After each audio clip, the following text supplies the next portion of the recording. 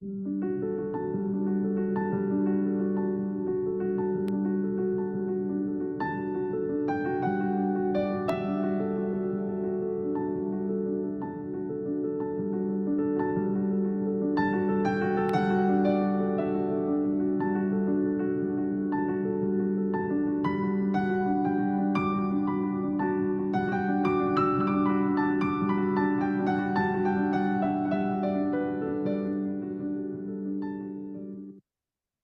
entendemos la vida como un rico pastel que vamos haciendo delicioso con sus ingredientes, ¿qué decir de los aderezos que le dan un sabor especial? Proverbios dice que un aderezo que alegra la vida son las palabras dulces. Tengamos palabras dulces que alegran la vida. Esta es la serie Tapa a Tapa, lectura devocional de la Biblia en el año 2024. Yo soy el pastor Rafael Pola y esta es la meditación correspondiente al jueves 6 de junio. Bienvenidos. Compartamos nuestra lectura y meditación de la palabra de nuestro Señor.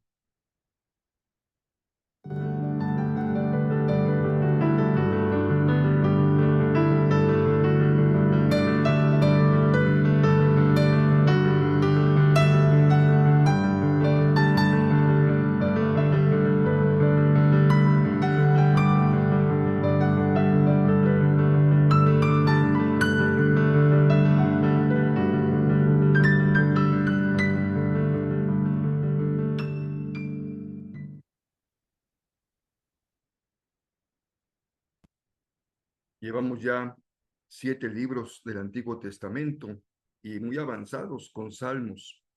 Ya leímos Génesis, Éxodo, Levítico, Números, Deuteronomio, el Pentateuco.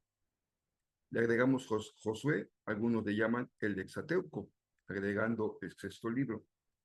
Jueces es el 7º que estamos justamente terminando el día de ayer y hoy empezamos con el primer libro de Reyes, por lo cual damos paso al resumen de los 2 libros de Reyes que nos da una visión panorámica del texto que vamos a leer a partir del día de hoy.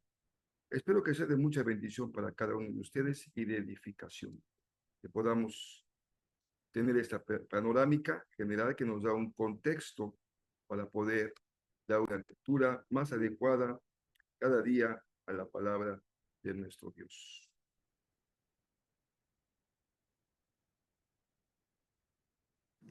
Los libros de Primera y Segunda de Reyes. Aunque nuestras Biblias son 2 libros separados, originalmente fueron escritos como un libro que cuenta una historia unificada, que continúa del libro de Samuel que le antecede. Así que David ha unificado las tribus de Israel en un solo reino, y Dios prometió que de su linaje vendría un rey mesiánico que establecería el reino de Dios sobre las naciones y cumpliría las promesas hechas a Abraham. Entonces, el libro de Reyes cuenta la historia de la larga línea de reyes que vinieron después de David, y ninguno de ellos estuvo a la altura de la promesa. De hecho, ellos llevan a la nación de Israel a la ruina. El libro está diseñado para tener 5 movimientos principales.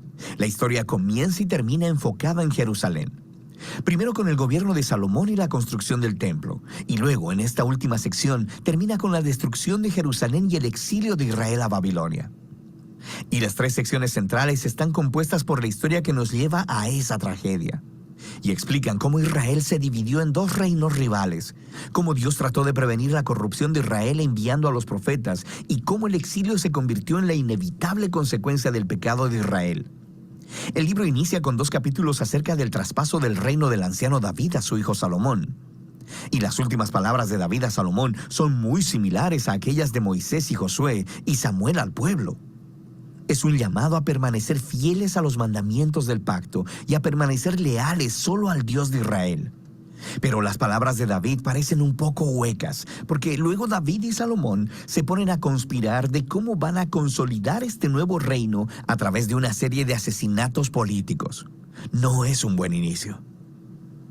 El momento más brillante de Salomón es cuando le pide a Dios sabiduría para guiar a Israel, e incluso completa el sueño de David de hacer un templo para el Dios de Israel.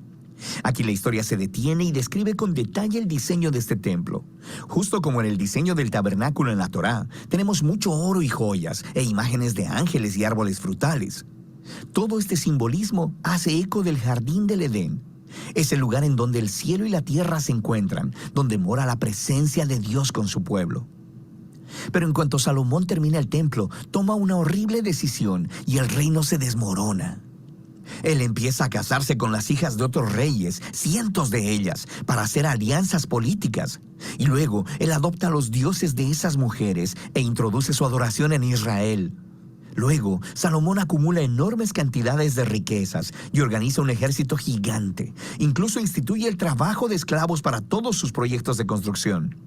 Si miras en la Torá y revisas las reglas para los reyes de Israel en Deuteronomio 17, verás que Salomón está rompiendo cada una de ellas. Así que para el tiempo de su muerte, Salomón se parece más a Faraón, el rey de Egipto, que a su propio padre. La siguiente sección inicia con el hijo de Salomón, Roboam, actuando justo como su padre. Es una historia muy triste de ambición y hambre de poder.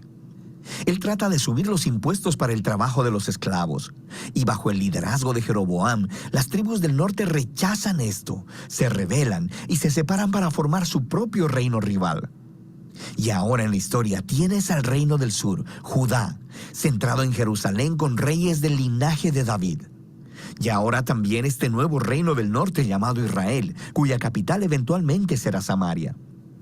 Además, Jeroboam construye 2 templos para competir con el templo de Salomón en el sur. Pone en cada uno un becerro de oro para representar al Dios de Israel. La conexión con Éxodo 32 y el becerro de oro es bastante explícita. A partir de este punto, la historia va de un lado para otro, de norte a sur, trazando el destino de ambos reinos. Cada reino tuvo alrededor de 20 reyes consecutivos, y conforme se nos presenta cada rey, el autor evalúa su reinado según algunos criterios. ¿Adoraban solo al Dios de Israel o promovían la adoración a otros dioses? ¿Lidiaron con la idolatría entre el pueblo y permanecieron fieles al pacto como David o se volvieron corruptos e injustos? Y de acuerdo a estos criterios, el autor no encuentra reyes buenos en el reino del norte, 0 de 20. Y luego, en el reino del sur, Judá, solo 8 de 20 obtienen una calificación positiva, lo que se conecta con otro gran propósito del libro, que es introducir el rol de los profetas, figuras clave en la historia de Israel.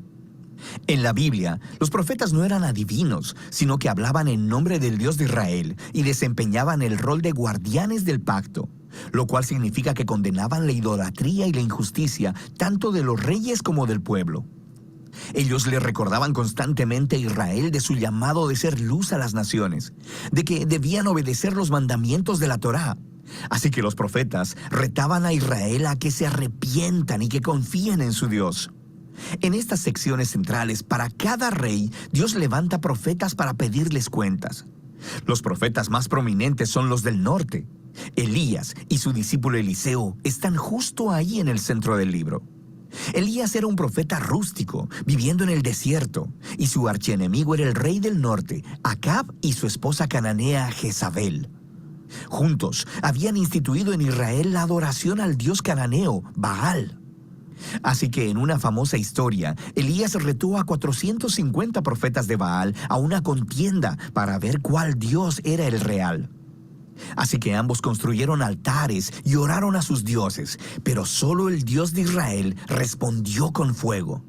Después de esto, Acab utiliza su poder real para asesinar a un agricultor israelita y robar el viñedo de su familia. Y Elías confronta una vez más la injusticia de Acab y anuncia la decadencia de su descendencia. Elías eventualmente pasa el manto de su liderazgo profético a un joven discípulo llamado Eliseo, quien pide 2 veces la autoridad de Elías. Y lo que es fascinante es que el autor, que ha contado 7 obras milagrosas de Elías, luego ofrece historias de 14 actos de poder de Eliseo. Ambos profetas fueron claramente hombres extraordinarios y jugaron el mismo rol: confrontar a los reyes de Israel por la idolatría y la injusticia. Y en último término, no tuvieron éxito en hacer que Israel se aparte de la apostasía. En la siguiente sección, el reino del norte es sacudido por una revolución sangrienta iniciada por un hombre llamado Jehú, quien destruye a la familia de Acab. Aunque Jehú fue inicialmente comisionado por Dios, su violencia se sale de control y crea una espiral de asesinatos políticos y rebeliones de los que Israel jamás se recuperó. Después de Jehú, tenemos golpe tras golpe, y cada rey sigue a otros dioses y permite injusticias horribles. Todo nos lleva a Segunda de Reyes, capítulo 17. El grande y malvado imperio de Asiria desciende y acaba con todo el reino del norte, y la ciudad capital, Samaria, es conquistada, y los israelitas son exiliados y esparcidos a través del mundo antiguo. Ahora, el capítulo 17 es clave. El autor detiene la historia y ofrece una reflexión profética de lo que acaba de suceder. Él culpa la caída del reino del norte, a la idolatría y a la infidelidad al pacto de Israel y sus reyes. Y por tanto, Dios les ha hecho enfrentar las consecuencias de sus decisiones. El último movimiento del libro nos cuenta la historia del solitario reino del sur. Aquí conocemos a varios reyes muy heroicos, como Ezequías, quien confía en Dios cuando los ejércitos de Asiria tocan la puerta de Jerusalén. O Josías, quien descubre un rollo perdido de la Torá en el templo. Empieza a leerlo y es confrontado, e instituye reformas religiosas para quitar la idolatría y las influencias cananeas de la tierra. Pero Judá ya está demasiado arruinado. El rey que gobierna entre estos dos, Manasés, es por mucho el peor. Él no solo introduce la adoración de estatuas de ídolos en el templo de Jerusalén, también establece el sacrificio de niños. Así que Dios envía profetas para decirles que el tiempo se ha terminado. Israel ha alcanzado el punto sin retorno. Los últimos capítulos cuentan la historia del imperio babilónico, que viene a invadir Jerusalén, destruir el templo y llevar al pueblo y al linaje de David al exilio. Y así termina la historia, dejando que nos preguntemos, ¿ha terminado Dios con Israel? ¿Ha terminado con el linaje de David? Bueno, el párrafo final se proyecta alrededor de unos 40 años en el exilio y narra una historia muy extraña. Se trata de Joaquín, un descendiente de David, quien hubiera sido rey si hubiera estado en Jerusalén. Y el rey de Babilonia lo libera de la prisión y lo invita a comer en la mesa real por el resto de su vida, y ahí termina el libro. No es mucho, pero es una historia que da un rayo de esperanza en que Dios no ha abandonado al linaje de David. Ahora, la pregunta es, ¿cómo Dios cumplirá sus promesas a Abraham y a David? ¿Cómo bendecirá a las naciones y traerá el reino mesiánico? Y para responder a esas preguntas, debes leer la sabiduría de los libros proféticos. Pero por ahora, ese es el libro de Reyes.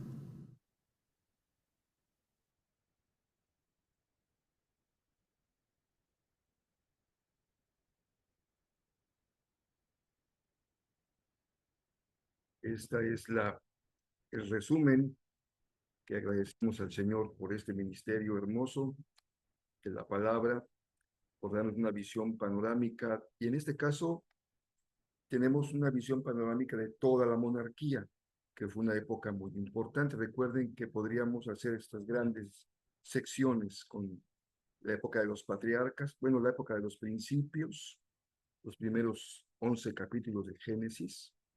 A partir del 12 podríamos trazar la época de los patriarcas con Abraham, Isaac, Jacob y la parte añadida importante de José. Y después ya la época de los que serán esos líderes llamados jueces desde Josué, que empiezan a tener un poder en el pueblo para poder guiar a las tribus, aunque aún no hay una concepción como nación, lo cual se logrará justamente con la época de la monarquía, pero como hemos visto en este resumen muy descriptivo, pues será una época muy trágica la de la monarquía para Israel. Parece que el cronista de estas historias está confirmando lo que el Señor le dijo a su pueblo. Tú debes de ser gobernado por mí, pero has insistido en padecerte los pueblos vecinos con reyes, y los reyes en su gran mayoría no han estado a la altura de su responsabilidad y de su vocación. Así que Primera de Reyes, capítulo 1 hasta el verso 53, nos relata el final de la vida de David.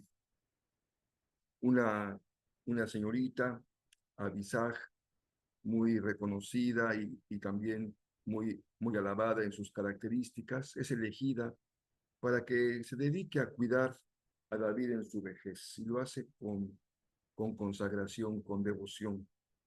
Y la historia ahora se abre en una rivalidad entre dos hijos de David para el trono.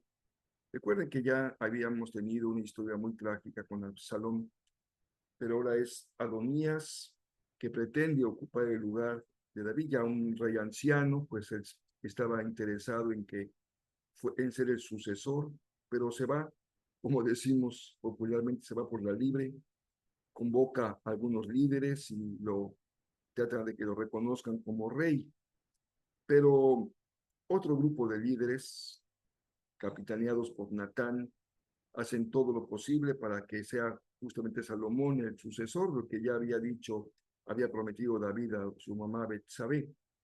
Así que la historia nos conduce al ungimiento de Salomón como rey, como sucesor y ocupando el trono de David.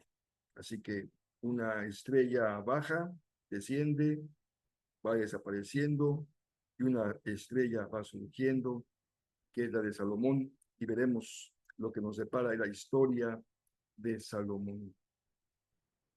En el caso del libro de los Hechos, que es el relato de la expansión de la iglesia desde Jerusalén hasta lo último de la tierra, este capítulo 4 nos habla del arresto de Pedro y Juan por la sanidad del hombre lisiado en la entrada del templo, y sorprendidos por el milagro y preocupados por la respuesta del pueblo hacia Pedro y Juan, los judíos les prohíben predicar el evangelio, pero ellos no pueden dejar de predicar porque no pueden dejar de decir lo que han visto, lo que han oído, así que con amenazas los liberan, pero los discípulos, con Pedro y Juan a la cabeza, tienen una oración delante del Señor.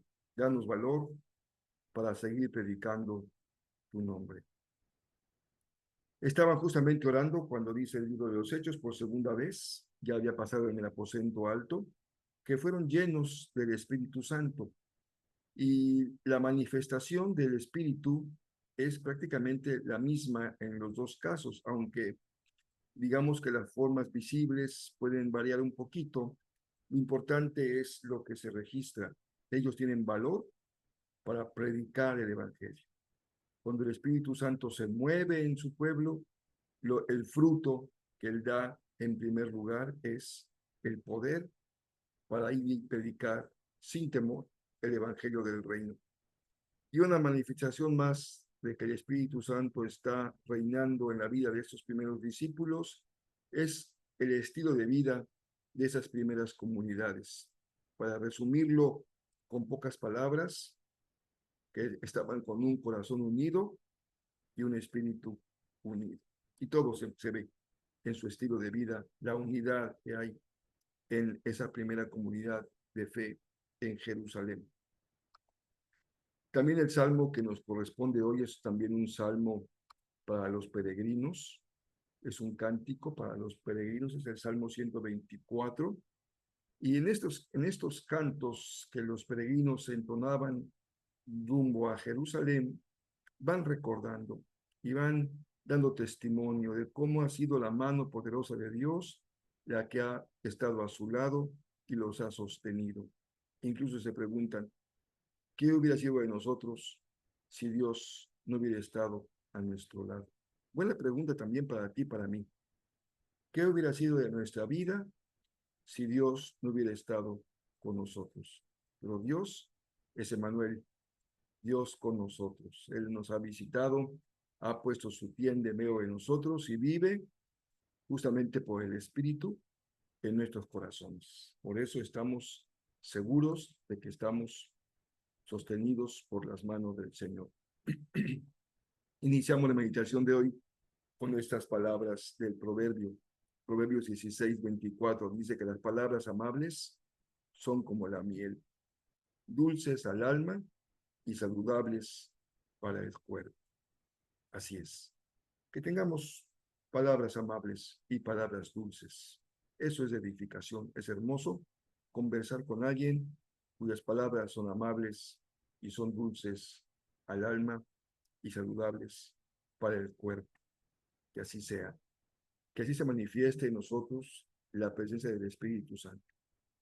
Si son lenguas humanas o angelicales, créanme que frente a palabras amables y dulces, hay bendición justamente en las segundas, porque son saludables para el alma y también para el cuerpo.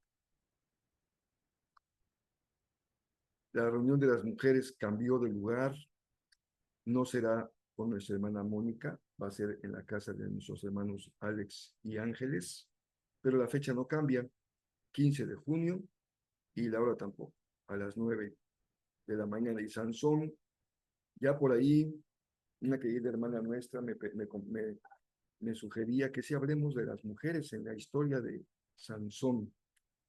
Y es interesante porque sin duda que la lectura del texto bíblico, cuando lo hacemos desde la perspectiva solamente de los varones, es una, pero cuando pensamos también en perspectiva de las mujeres, la historia se completa, se ve en toda su integridad y también el mensaje que Dios nos da, tanto a unos como a otros. Sin duda, no hay duda, aquí puedo adelantarles que el juez más fallido fue Sansón. Lo interesante es que como su historia es muy interesante, pues es el juez más conocido, porque tiene tragedia, drama, luchas, relaciones rotas y batallas, un fin trágico, pero fue un juez que lo tenía todo y lo perdió. Vamos a ver el domingo qué podemos aprender para nosotros. Les pido que me ayuden a orar por mi salud. Ya estoy comenzando a sentir los malestares que afectan mi garganta y pues luego me pega un poco duro, dolor de cabeza, así que si me pueden ayudar a orar, yo voy a hacer lo propio con la oración y los medicamentos, preparando, tengo muchas recomendaciones. Mi hermana Patti me regaló un oreganón, que es una plantita que le tomo unas hojitas y los ponemos como té y a ver si hacen su buena obra junto con la miel, que también siempre es muy recomendada. Esperemos que estemos listos en la garganta para el próximo domingo, los días que tenemos que grabar meditaciones, que también son todos los días, pero confiemos que así va a ser.